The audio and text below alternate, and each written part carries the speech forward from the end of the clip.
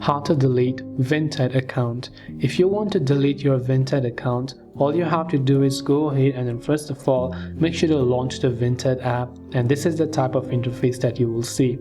Now from here what you have to do is to simply tap on the profile icon located at the bottom right of the screen.